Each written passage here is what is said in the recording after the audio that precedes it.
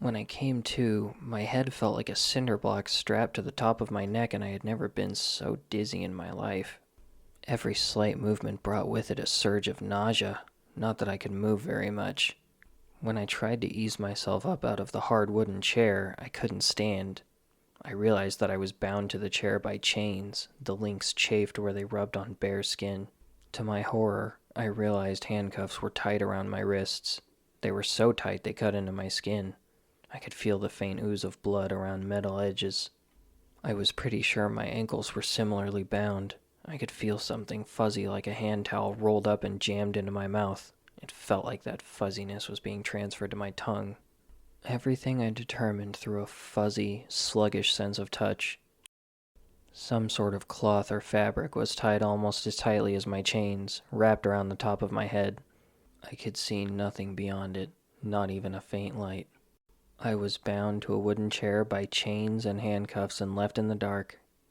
I felt my heart pound in my chest, each beat hard like it was trying to rip through my skin like a scene from Alien. Panic set in and I instinctively struggled against my bindings, but I obviously could not free myself. All I did was make the panic worse. My breath started coming in harder and quicker, and it was hard to bring in enough air through the gag that way. Each breath also brought with it another wave of nausea. I began to fear I'd throw up and choke on my own vomit because of the gag. Where was I? Who had done this? My memory was a haze. I wondered if I screamed if anyone would hear me. I wondered if it was safe to do so without attracting the attention of my abductor. Am I going to die like this? The thought came unbidden to my mind, and I felt even more frightened, even though another voice was telling me that this would be better than staying tied up and gagged like this. Why me? I see you're awake, a raspy voice said. Instinctively, I tried to leap out of the seat. The chains pulled against me and the chair rocked perilously for several moments before giving up and tipping over. My head slammed into the floor, the chair sandwiching me between itself and what felt like cement. The fact that it hurt didn't even register until after the sense of vertigo from the abrupt, violent movement left me. Then it hurt quite a lot. My captor made no immediate move to stand me back up either. Oh dear, that wasn't very smart. Then again, you never were as clever as you thought. He chuckled. I was so wrapped up in the spinning sensation in my head and the discomfort of being stuck in the chair that I didn't even notice at first that the person who was speaking talked as if he knew me. Are you done struggling then? I tried to yell at him, to ask him who he was and why he was doing this to me. All that came out was a pained, muffled sound. Wondering why this is happening to you? Despite the unintelligible sound that I made through my gag, he spoke as though he knew exactly what I was asking. It was like he was hearing my thoughts. I got the feeling he only made it a question to rub my inability to speak in my face. Surely you can figure it out. Your memory can't be that foggy. I tried to steady my breathing and focused on his voice. I was struggling to piece together my memories. I wasn't sure what time it was or where I was being kept. I strained to put my memories in their proper order, but the more I pushed, the harder it got to remember. The one thing that kept coming back was sitting on my couch with someone, eating while a movie played. When was that? Was it days ago? Years? Was that what I was doing right before I ended up like this? Was the friend I was sitting on the couch with the person who did this to me? Now that I thought about it, there was a familiarity to the voice lurking behind me, but it was wrong too. I didn't know anyone who spoke with a rasp like that. Even as these thoughts came to my mind, I felt the chair yanked back up with a force that implied it wasn't difficult. There was enough momentum that it sent everything spinning all over again, and I had to fight the nausea it brought with it. Let's get you upright again before all the blood rushes to your head and you pass out. You wouldn't be a very good conversation partner if you were unconscious. His voice seemed bestial, almost demonic. It dripped with satisfaction in my suffering. Everything he said was like a private joke to himself. I felt a hand close around my neck from behind me, a hand that felt entirely too small to have yanked me up with such force. He squeezed, not enough to choke me, but putting enough pressure into it to show how easily he could. I could feel the tips of his nails pricking into the soft skin of my throat. They were pointed like claws. Yes, we can't have you sleeping. You'd miss all the best parts. That sentence alone sent more alarm bells ringing in my head than even waking up changed to the chair had. I ignored the vertigo. I ignored the risk of falling over again. I ignored the nausea. I screamed. I struggled. The chair rocked traitorously again, and I continued, feeling the blood flowing down my wrists as I pulled against my handcuffs. The chains rattled and bit into me. Nothing budged. Nothing broke. The owner of that terrifying voice squeezed a little bit tighter, and I stopped struggling. I became like stone. But I wasn't stone. I was flesh. Weak, feeble flesh. I felt the tip of something sharp on the top of my thigh. Then, with a disturbing ease, I felt the blade cut through my jeans and slice into the leg underneath, peeling away a ribbon of skin as it dragged towards my knee. I screamed. He laughed. Welcome to hell. You're going to be staying here a while. Hello, and welcome to Stories Across Borders. Here we discuss stories told across a range of different mediums, books, movies, games, you name it. The only rule is that we can only discuss things in terms of the writing. Anything like acting, animation, or mechanics is out, unless it relates directly to how the story is being told. I am Daniel Radford, author, potentially the devil, and also your host. And today I'm joined by my frequent co-host, John Kernan, who is more or less alive. Hello, I am currently a chained up prisoner of my throat. I mean, you sound more like you're a chain smoker than a chained prisoner, but we'll go with that, sure. A chain smoker with chains in his throat. Actually, it's a shame that we record the stories separately to the episodes because your voice right now would be perfect. Yeah, that's true. I would sound exactly like you might want the prisoner to sound right now. The prisoner, I meant the other guy. Oh yeah, you're right. He is the one doing the talking. Maybe if I can still talk when I get back from the doctor a little later, I should just record this one today.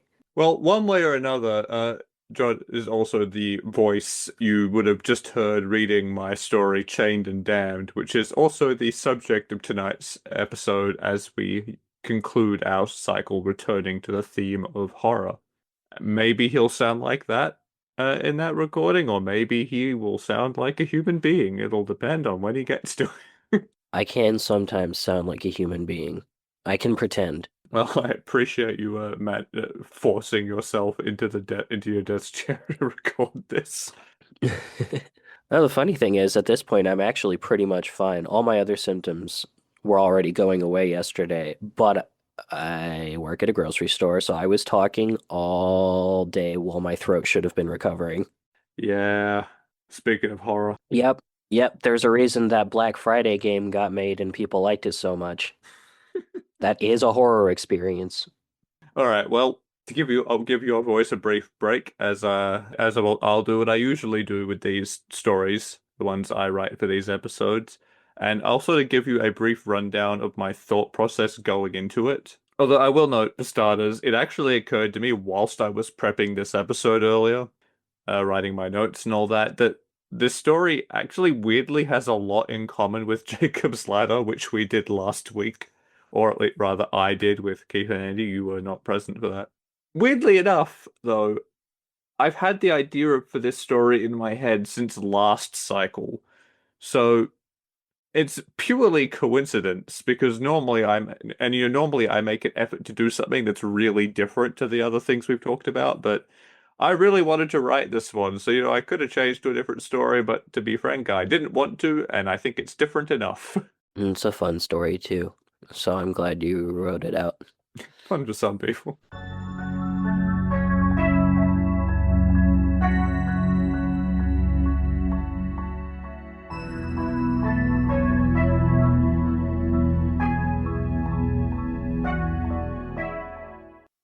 My main mindset going into this one, right, was other than I just kind of wanted to write it, was that, especially the cycle as well, I've talked a lot about how horror is at its most effective when there's something real about it.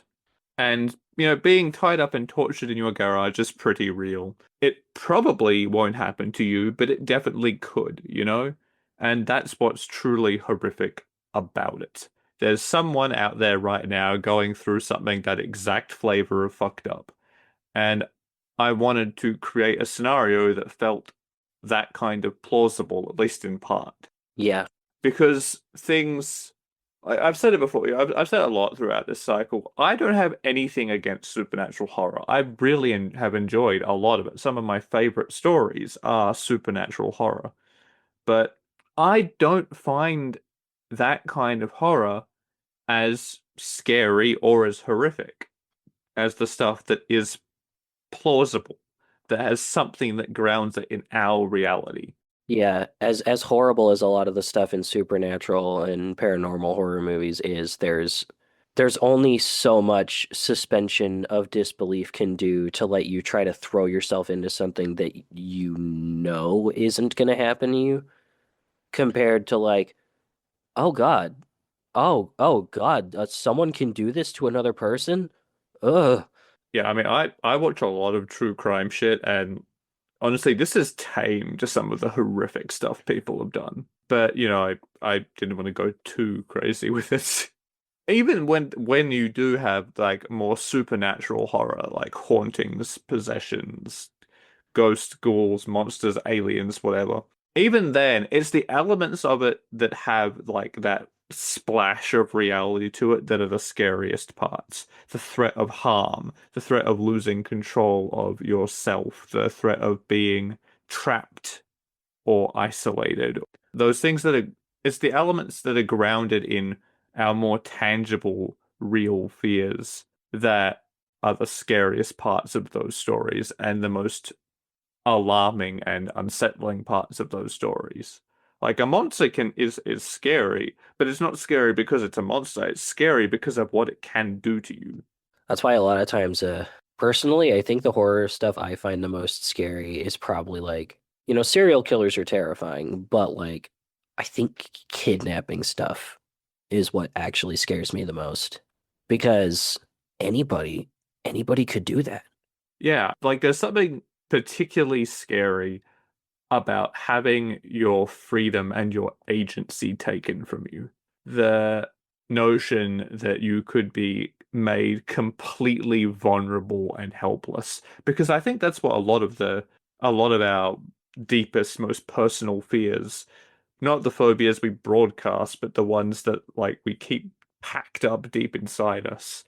A lot of those come down to vulnerability, not wanting to be vulnerable, not wanting to be weak. And I don't mean that in the sense of if you have a fear, you're weak. I mean that in a much more literal sense. It's the parts, it's vulnerability and weakness and aloneness. You have no physical control over what's going to happen to you whatsoever. Exactly. Like I talked about that a bit in the episode I did with Sarah and you earlier in the cycle as well. I have issues with medical PTSD and things like that, and the part of that that scares the shit out of me the most is is it's like my body working against me.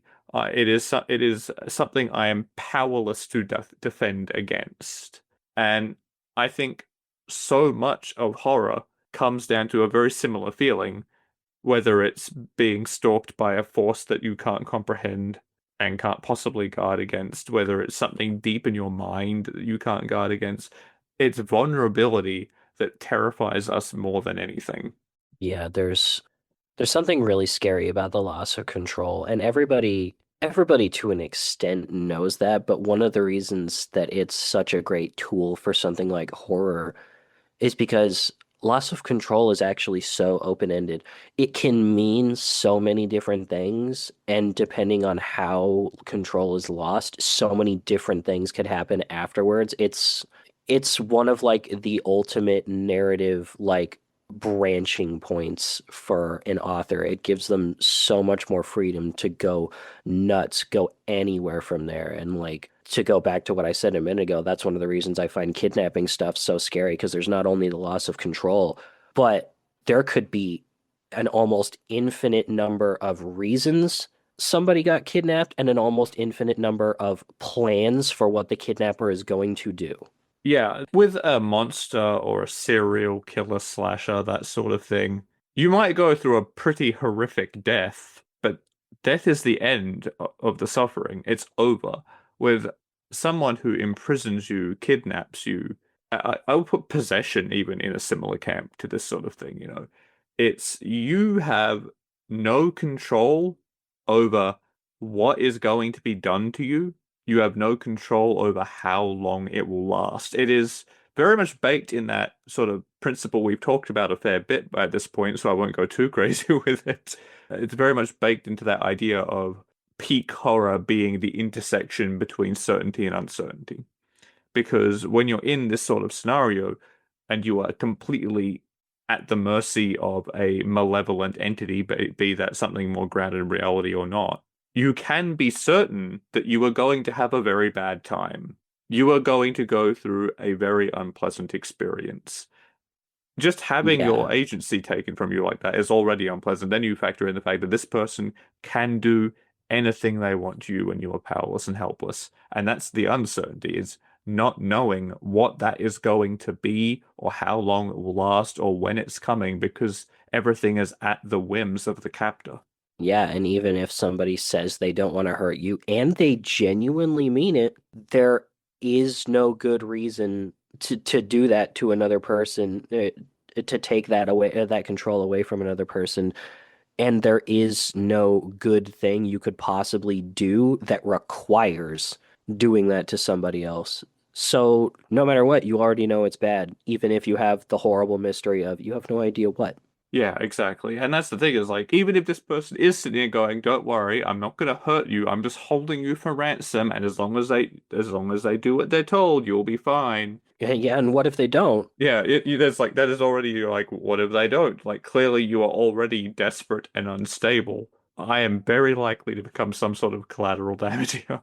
And this poor person in Chained and Damned doesn't even have that safety net. They've woken up in this situation with no clue how they got there or why they're there. Their last memory is eating chips on the couch. I think in my head it was pizza, but yeah, basically. And they've now woken up in tied to a chair in a room somewhere, but it's got a concrete floor. They don't know where it is. They're blindfolded, and they're not. It's They've not like woken up in the ropes. Saw room. Yeah, basically. 'Cause, I mean, it's not just ropes either. It's an uncomfortable wooden chair that they are chained to, plus their wrists and ankles are handcuffed so tightly that it is breaking the skin.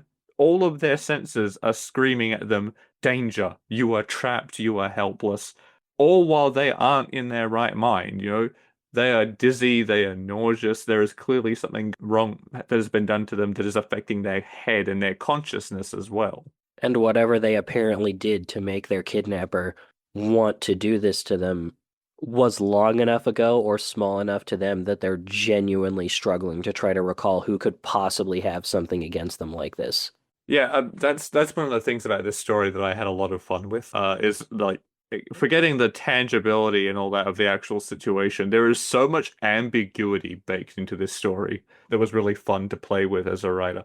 I'm not a person who generally gravitates towards like very open-ended storytelling, but I feel like it just kind of works here because obviously the most probable scenario here is that our protagonist's friend that they were eating chips on the couch with had some sort of beef with them or was just secretly a sadistic psychopath or something, and they have drugged them, dragged them into their garage, and are going to now slowly torture them to death. The claws, the demonic voice, all that could very easily be hallucinations caused by the fact that they were drugged.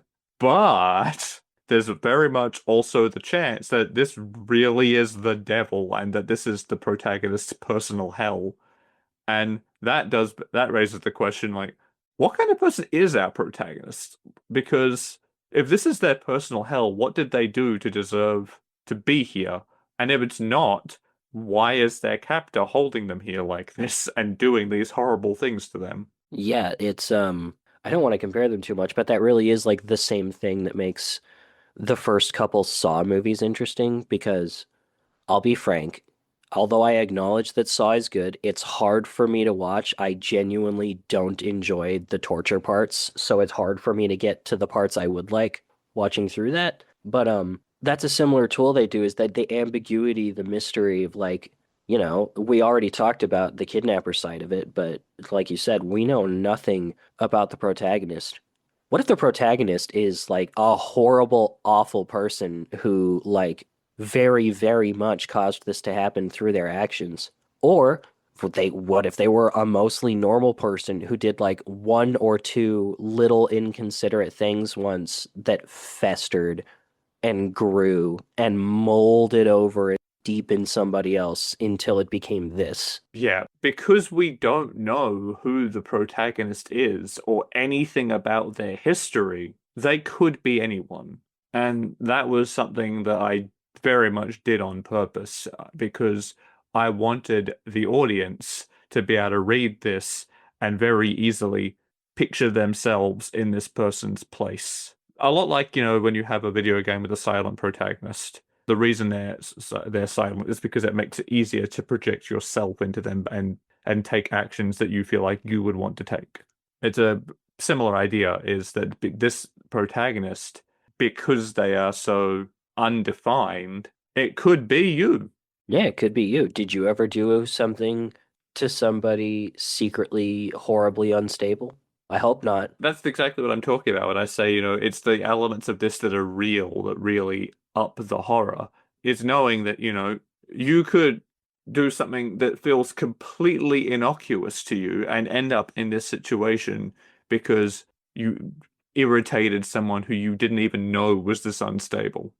It's a scary thought. I mean, the notion that you could piss off the devil and end up doing this for eternity is also pretty scary, but I do think it's it's the real possibility that's far scarier because if we assume a world where there is a devil, I feel like the average person is probably not doing something that is going to earn them this kind of punishment. No. If for any reason it was something supernatural, then you really would have to wonder, what did they do? Yeah, and I mean, it is still a possibility. It is open. The floor is open in the story for it to genuinely be a supernatural thing. But again, I do think the real option here is scarier, and the almost demonic vibes that this person is giving up, like the captor is giving off, the what could very well just be hallucinations, the distorted voice, the pointed nails, the seemingly unreal strength.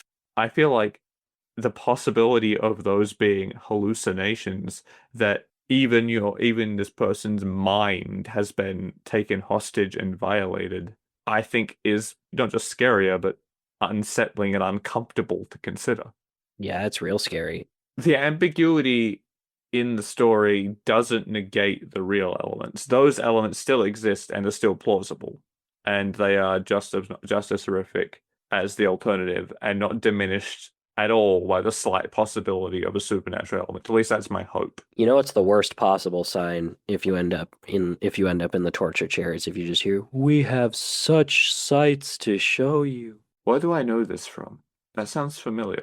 Hellraiser, the like the dude with all the needles out of his right. head. They're weird, like Pinhead. Yeah. They're literally like an entire, I don't even know whether to call them a race or not. They're pretty much a race now, but I don't actually know if they were all originally the same race or if through the process of the crap they do to themselves and each other, they became the same race. Because yeah, they're weird because they think that for memory, my experience with Hellraiser is very limited.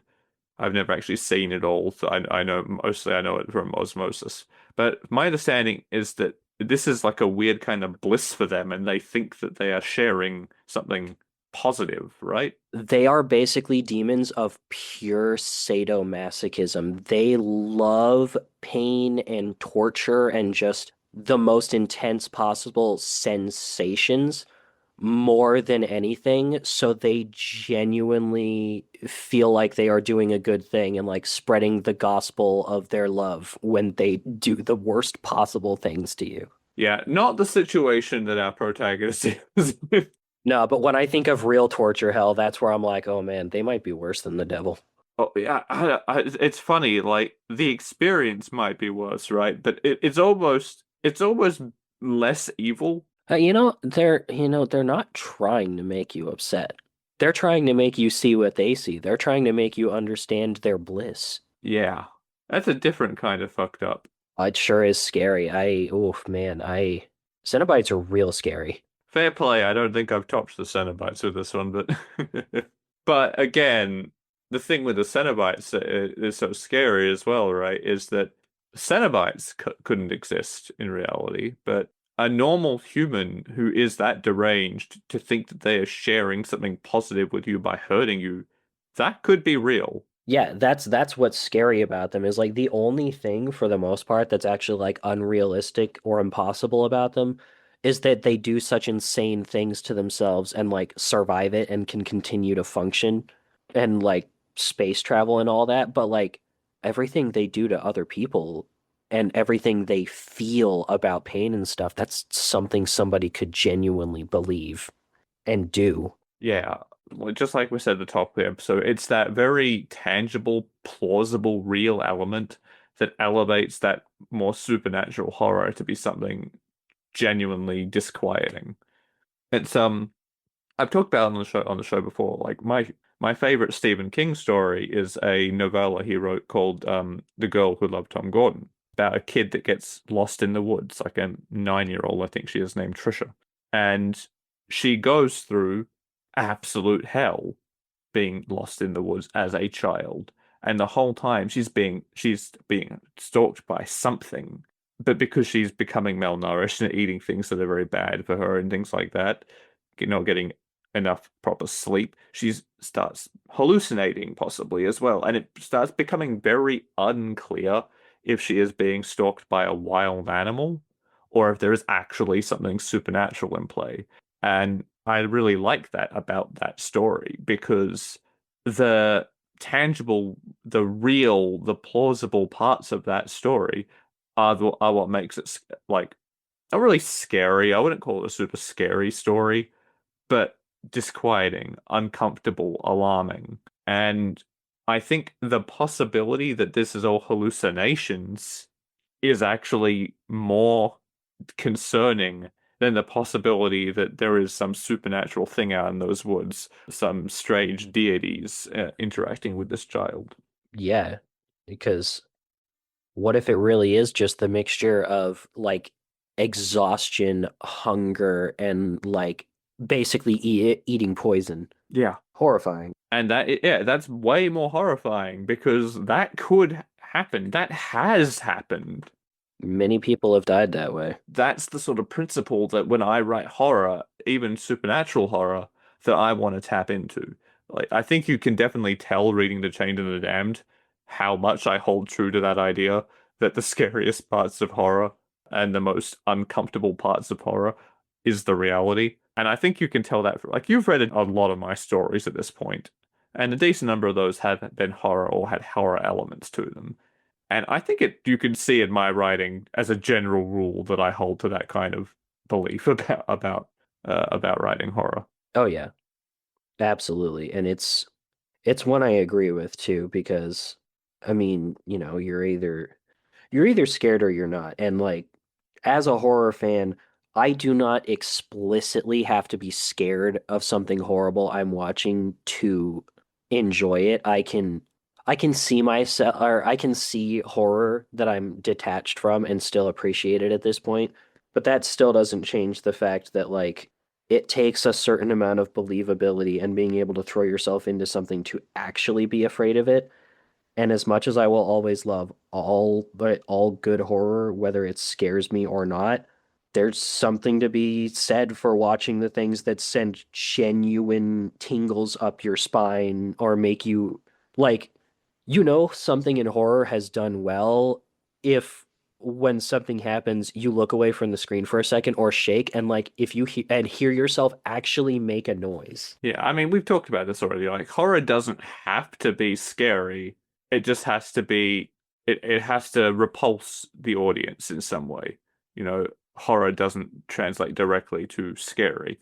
But the goal of a lot of horror is fear. And I feel similarly to you, I think, where I definitely appreciate good horror writing in general. But when something triggers a genuine reaction of disgust or fear rather than just, fascination, I think is when horror's really succeeded at its goal. I personally don't love the more like gore focused, gross out, splatterpunk, disgusting kind of horror. I definitely much more prefer the psychological, the atmospheric, but I respect in either camp when when it's doing what it set out to do and doing it well. And again, it for me, the things that trigger those responses in me are always the things which are the things that are very one immersive. I have to be able to forget not you never really forget that you're watching a movie or reading a book, but it's you've got to the suspension of disbelief has to very much be in effect. You have to be brought into that world and very much fixated and absorbed into that world. Yeah, the fact that you're watching something that isn't real has to at least not be at the forefront of your Yeah, mind. exactly. And again, it has to have that hint of some of this, a part of this could happen. That like those are the sort of two requirements. A good example from a more maligned horror movie, to be fair, like it's not that well liked, but there's a scene, and I think I've talked about this on the show before as well. There's a scene in The Ring 2, right? Where I think it's The Ring 2, where the protagonist has gone into like a public bathroom and is like at the sink splashing water on her face or something like that. And there's nothing in the mirror at all for most of that. And then the perspective shifts to her and we see there's nothing behind her. And then it shifts back to the mirror and Samara's in the mirror. And that is Ugh. genuinely one of the scariest fucking things I have ever seen in a movie. Yeah, that's horrifying. I whenever I'm thinking of horror stuff, always think back to I don't even know if I can put into words like why it works so well, because some of the other people I watched the movie with or have talked to don't feel the same way. Maybe I secretly have a discomfort with mannequins I never knew about, but I don't feel like I'm afraid of mannequins. But a scene in the first Insidious where he's going through the nightmare realm and there's just this like family of mannequins and like as the lights keep changing the scene constantly changes into different things with the mannequins. First they all look like normal and then suddenly stuff looks a little weird and then the next thing you know one of the mannequins is standing there with a shotgun and some of the other mannequins look dead and then the lights change again and they're all standing in a row next to each other with these horrible smiles on their faces and that genuinely made me go ugh when I watched it the Yeah, first I mean, time. the thing with the mirror is same boat for me is I'm not afraid of mirrors. Like I can look in a mirror and I'm fine in reality, but in fiction, in movies, in not so much in books because it's a very visual sort of not gag but jump scare kind of deal. The mirror scares they always fucking get me. You know, I almost want to call stuff like that a hook and reel scare. Because I think for me, at least, part of why it works so well is it's slow enough and it's vague enough at first that I'm leaning in going, what is that? What's happening? And then suddenly you're slapped in the face with the scare once you're already like staring at it as hard as you possibly can. A well executed jump scare needs a good atmosphere first. It's got to have the fake outs. It's got to lull you into the false insecurity. It's got to bring you in and immerse you and then hit you. And I think that's something that a lot of people don't think about necessarily with horror in general, is how much immersion and atmosphere really lends itself to those wham moments in any form of horror. Like when I was writing this, I made a point of using a lot of very descriptive language, not in the sense of the concrete was gray, the walls were blue with this pattern on it. For one thing, the guy is he doesn't even know where he is, he's blindfolded. But I don't necessarily mean like laying out exactly where everything is in the scene or anything like that. Describing to the make of the chair he's chained to. I'm talking about what the character is experiencing, being very descriptive and being very visceral about what they're picking up with their senses, because that's what sells the experience and makes it feel so much more real and unpleasant to the audience. So I talked a lot about not so much what he could see because he couldn't see anything. I reminded the audience a couple times, remember, he's blindfolded, but the main things I focused on were was touch specifically and kinesthetic awareness, feel, sound came into it a bit too, but it was the feelings of the motion, of the vertigo, the feeling of the chains pulling against the skin, the sound of it rattling. It's when you're writing anything, it's always a good idea to keep in mind that, characters have more than one sense. It's very easy to get lulled into just describing things by sight all the time. But I think when you're doing something like horror, especially, you want to make use of every sense, or at least most of them.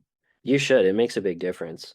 Yeah, I mean, because like if I had written this and just gone, I was chained in a basement, I couldn't see anything, it wouldn't have quite the same effect as being chained to an uncomfortable wooden chair, hearing them rattle, feeling them dig the chains and the cuffs dig into your skin, feeling the blood trickle down, the strength in the guy or the devil or whatever he is hand as he like grips his throat and pulls him up. Those details are what sells it and makes it feel visceral and tangible. All fiction, I think, it's beneficial to consider things in more than just the sense of sight, because as primarily a very sight-focused species, it's very easy to fall into that trap of disregarding the other senses. But you'll get so much more immersion out of describing how things smell or taste or feel or just the general kinesthetic vibe of spatial awareness and what that being distorted can feel like. Things like that, I think, are very important to all writing, but especially to horror, because the more you sell it, the more believable and real it feels to the audience, the scarier it is, the more disgusting it is, the more disquieting and unnerving it is, the more they feel the horror. Yeah. Disquiet is a powerful thing. Yeah, it's something that people, I think, is underrated. So many people, they want to go for like the outright disgusting or the outright scary. People undervalue how that faint sense of unease, how it can sit with you and nestle in you and be like very insidious. Yeah, it's real scary. The fear that the stuff that digs itself up into you before like actually making you aware of it and showing itself is terrifying. And the thing with that feeling, and it does sort of come back to the uncertainty certainty thing as well, like is you can let that sit with your audience for a while and it will just build up and build up and build and put them more and more on edge. I tried to do that a little bit through the story. I didn't go super crazy on it because again it's pretty short and it's pretty clear, at least surface level, what's going on here. But the captor does not physically harm the protagonist at all until the last lines. Yep. Right at the very, very end. But you feel it coming the whole time. You're left you have that, at least I hope you have that sense of something very bad is coming. It's not going to end with this guy just walking out the room and leaving the protagonist there. There's no way. Something very, very unpleasant is coming. And it sticks with you right to the end, that building unease, and then you get the deliverance of it. The blade so sharp that it slices through jeans as well as the skin of the guy's leg, slowly peeling a ribbon of flesh away. And, the ominous welcome to hell, which could be literal or it could be figurative. Either way, not good. And I love it when a horror story, be it a movie or game, book, whatever, I love it when they aren't in a rush. I think taking your time with a story like that before really going full crazy on the horror or getting the meat of it, like letting the subtle things build up over time, I think you're gonna end up with a much stronger result that really hangs with people and lasts longer in their memory when you are willing to lean into the slow build up, the slow burn of the unsettling atmosphere, that sense of disquiet that just gradually picks up over time. No, one of my favorite things you can do in like, obviously it doesn't work in a written medium, but one of my favorite things you can do with like a horror movie is actually cut the sound. Oh Just yeah. yeah, because we're so used to having background noise all the time. Even in our caveman days, there would have been the sound of the trees rustling and all that we would have been used to. And as we've modernized, society has only gotten louder and louder and louder. So when you are watching someone and suddenly there's no sound other than their footsteps or their breathing, that is unsettling. And you can keep things quiet and minimalist for a long time before people start getting complacent and comfortable with it. Yeah. I wouldn't necessarily advocate doing full silence for a while, but minimalist sound design for sure can add a lot to a story like that. And you can kind of do similar things like that in text by describing that kind of environment and producing the imagery too, to be fair, which is not dissimilar to what I did here. But yeah, I very much agree with what you were saying, that the idea that disquiet, that just unnerving atmosphere is very underrated in horror fiction. Oh man, it's disquiet gets me really powerfully, especially in like good video games. Like I've mentioned the game plenty of times before, but the Resident Evil 2 remake, the first time I played it, the combination of noises and the vast amount of time you spend walking around where you're not just being constantly attacked by zombies before something jumps at you is what gets me. I get wound up. You keep hearing creaking, you hear noises. Occasionally you'll walk by a window you boarded up earlier and have a hand shoot out and try to scratch at you harmlessly. You know it can't do anything, but that doesn't stop you from jumping when you get the sudden and the slamming noise right next to your head. Like, is good. Yeah, definitely advocate for like taking your time to let things build and like really sell the atmosphere. It's always gonna make your fiction hit harder than, especially like your horror fiction in particular. It's gonna make it hit so much harder than if the monster has appeared in the first like 3 pages. The reason Jaws is such an effective movie, the book, as we have established, I don't like, but the reason the movie is so effective is because you never see the shark. You don't see it really until the end. But anytime someone's in the water, it could be there. Yeah, it could be anywhere. You can't see into the water. And we're just people. We're basically helpless in the water. Yeah, exactly. It's all those elements we were talking about coming into play. Certainty, uncertainty, vulnerability, helplessness, just being out of your element. And knowing that this monster shark is out there and has killed and will kill again because there's hours left in the movie. Just what in any other movie would be an ordinary establishing scene of a beach full of people having a good time, and it is shot almost exactly the same, becomes very unsettling. Yeah, it's intense. That's part of why I didn't introduce the captor until halfway down the first page. I wanted to wait and let the questions settle in. The idea of who is this person? Why are they here? Who did this to them? Why? All those questions you have, all the questions that they voice even before introducing the threat itself, give things time to establish. Yeah, so much of horror is in the build-up. And it's the build-up that people undervalue all the time. Like, and I don't mean writers necessarily, although a lot of writers and creators do genuinely not value build-up enough. But a lot of audiences who will like write critiques and be like, "Oh, the guy didn't appear till like the last third of the book," and you're like, "Yeah, that's why it was scaring the shit out of you." You wouldn't have been scared if he was there the whole time.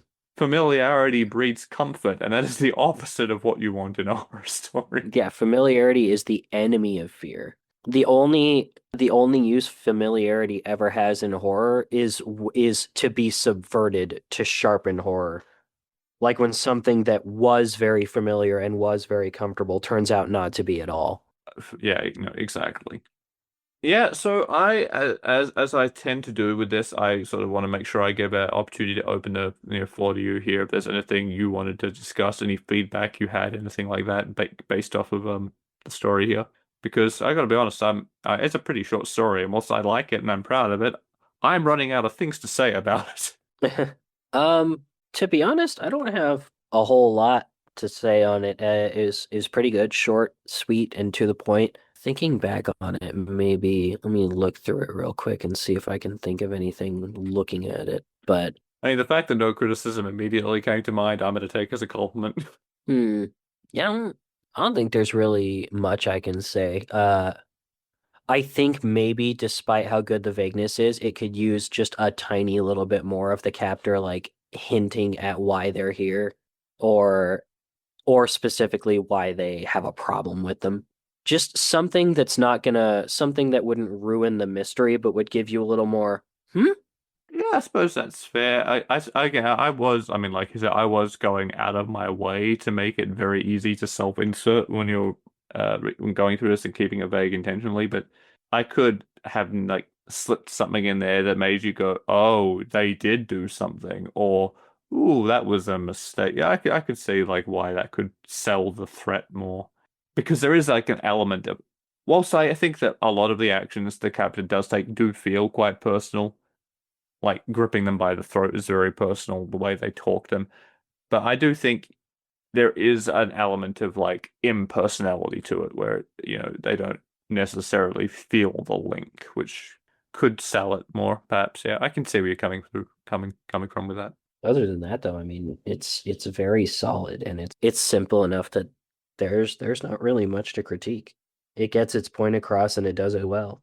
Yeah, I mean, when it's not even fully 3 pages long, there's not a lot for you to go into, I guess. But I think if I drew, it's one of those stories where I feel like if I drew it out any longer, it would have become less and less effective because, like we said, familiarity is the enemy of fear. Very good phrasing on your part there. And I think with a story like this, the longer it goes on, the less horrific it becomes because you become comfortable with the torture and the uncertainty, and you become comfortable with what is happening in the story. Absolutely. For something like this, shortness is good. Brevity is good when it comes to short stories in general, but especially something like horror like this. It's very easy to fall into the trap of like the longer it goes on, the less potential for it to be scary there is. I mean, I've said this a million times before. I think a lot of writers get so hung up on word count, they think they have to write these like really long stories. And I think it's very easy, if that is your mindset, to write a story that outstays its welcome. And in Yeah. horror especially, it's really important you don't do that because if someone is becoming disinterested or unimmersed or just comfortable with the story, all of the horror is going to go away. And fast. Yeah. So I mean, it's a good rule for fiction in general, I think, just to focus less on having the word count goal you wanted or writing a long story. It's much more important to have a tightly written story that is as long as it needs to be. Yep. A hard agree. But yeah, on that note, then I think we can end that one there and give your poor destroyed voice a break. If you guys are listening to this over on YouTube or Spotify or Apple Podcasts, Podbean, any of that, you can also find these episodes on my website, radfordwrites.com. You can also find the stories I write, like Chained and Damned, as well as others there on that site, as well as blogs, articles, that sort of thing, my premium service, and also you can buy my books. And of course, you can also find John around on YouTube and Twitch, streaming as Sephear, Sephear, as well as contributing to all of my various projects pretty much. He's all over my work, Especially when my voice works. especially when his voice works. Until then, goodbye. Bye.